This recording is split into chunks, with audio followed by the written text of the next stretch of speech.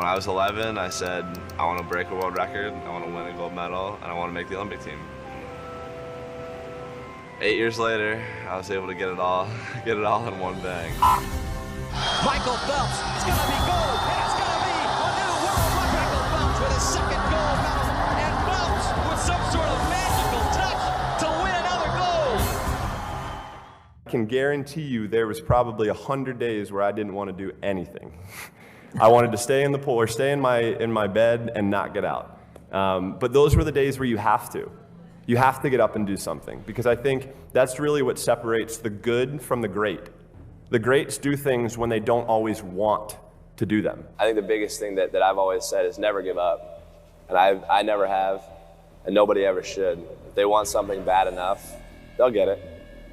They have to work for it. Yeah, it's not going to be easy. But if you want it bad enough, they'll do whatever it takes to get there. I think that's probably the easiest way to put it, and the best way to put it. I wanted to do something that nobody had ever done before. And that started with a dream and a goal. I wanted to be the greatest of all time. I went 5 straight years without missing a single day of workout, 365 days a year. Every single day I was in the water. And in the sport of swimming, when you miss one day, it takes you 2 days to get back. So I was already I was continuing to build on that throughout that time. And you know, that was kind of just how I was. There are days you're not gonna wanna do it, sure. I mean, everybody has those days. But it's what you do on those days that help you move forward. You know, if you want to do something and you want it that bad, you'll make sacrifices. And you know, growing up for me as a kid, I made a lot of sacrifices that I didn't seem that they were a big deal, and I don't think of them as being a big deal right now. You know, there were Saturdays or Fridays where, you know, I'd give up going to a dance or hanging out with my friends because I had workout the next day. But those things that I gave up, you know, were things that I wanted to help me get to my goal. And there were times where I've been put in uncomfortable situations, but I've used my mental power, my mental strength to push through it.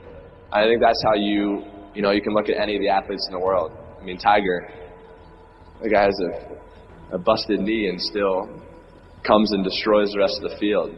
You know, that's the thing. It's like people don't make excuses. You know, some of the best athletes, or the greatest athletes in the world, do things when they're uncomfortable. You know, everybody can compete when they're feeling good, happy, excited, rested. But it's the best people who can overcome when they're tired, sore, not in the great mind, you know, not in the best mindset.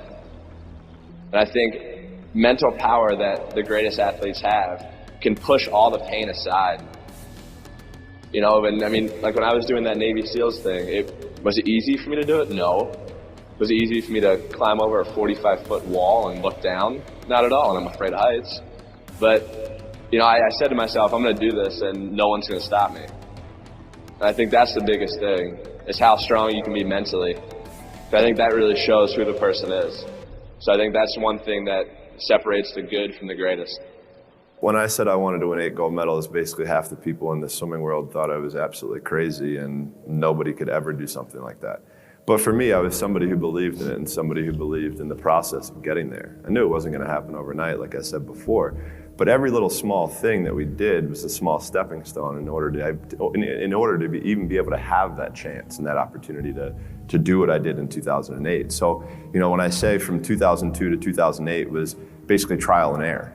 So for me, in 2002, that's really when I started amping up my event schedule, where I was swimming 4 to 5 individual events and having a couple relays at Pan Pacs, World Championships, major international competitions throughout that time frame.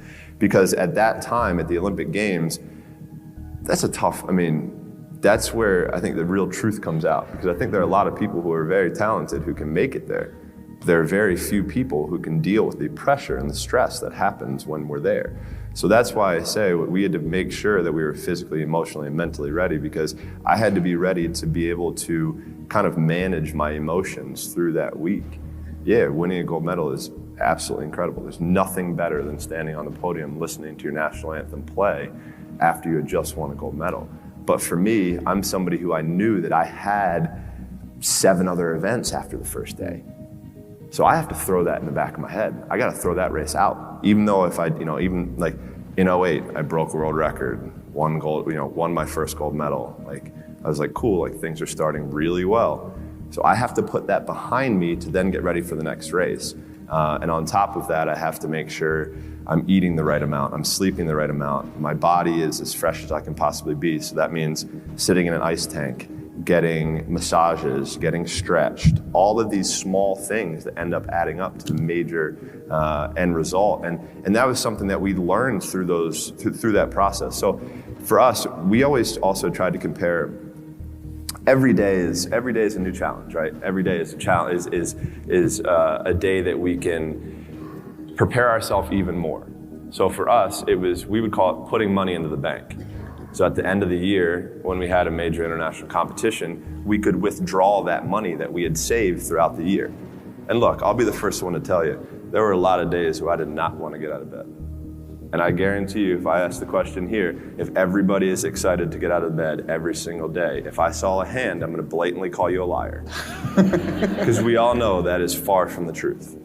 But if you have those little small goals, those little small things that get you excited when you don't want to, it's going to make it even better and even easier at the end when you're getting ready for a presentation or the end of the year or this or that, whatever event you're leading up to.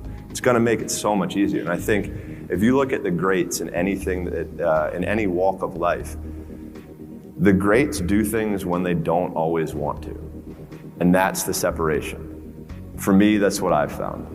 Because I can sure as hell tell you that there were days where I hated my coach. There were days where we got in fights, we got in arguments, we couldn't stand what we were doing. I would do things purposely to piss him off, but that's a different story. But I think that was just really how we worked. Like, he was somebody who was so perfect for me that if I ever would have swam for anybody else, I never would have had the chance to do what I did, because he challenged me in ways and forced my mind to think differently. For me as a kid growing up, I'm huge into music, and music is a big part of my life. And I'm a huge Biggie Smalls fan, and he wrote a song called "The Sky Is the Limit." And as a kid growing up, I believed that. I believed that whatever I put my mind to, and if I was willing to make sacrifices and I was dedicated, that I could achieve absolutely anything. And you still do? I still do.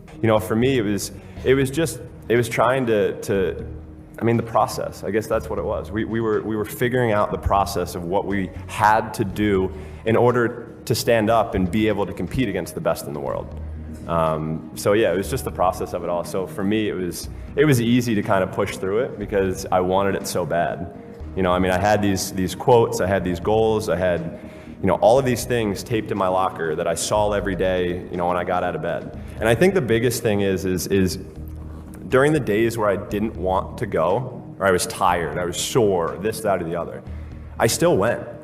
Because if I'm going to go to practice and I'm going to get 10%, 20%, 30% out of that day, it's better than getting 0. So I was always taking steps forward. And that's why everything worked out.